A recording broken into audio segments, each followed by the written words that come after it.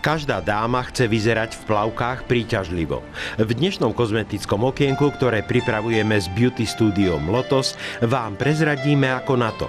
Zabudnite na trubicové solária, tu majú o mnoho lepšie výbojkové. Je to trvácnejšie a hlbšie opálenie. Výsledný efekt opálenia je oveľa prirodzenejší oproti trubicovým soláriám.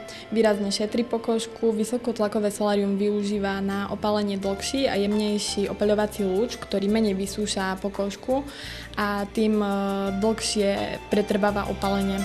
Výrazný opaľovací efekt je dosiahnutý už po 3. procedúre.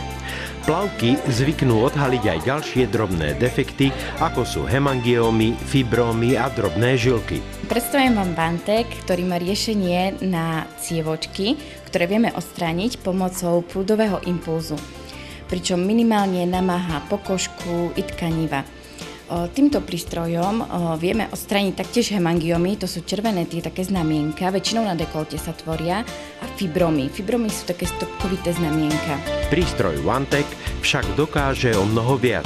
Taktiež sa robí radiofrekvenčný lifting, ktorý má jemné a úspešné napnutie pleti.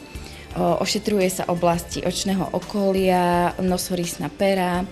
Tkanivo potrebuje na úplnú regeneráciu asi 4 týždne. Počas tejto doby je nevyhnutné si dávať Fenistil gel, natierať miesto poriadne. Make-up je možné aplikovať až na druhý deň po zákroku. Dodajme, že procedúry sú bezbolestné a naviac je tu školený personál beauty studia Lotos, ktorý vám vie kvalifikovane odporúčať ďalšie ošetrenia a procedúry. Navštíviť ich môžete v hoteli Metropol na 2. poschodí.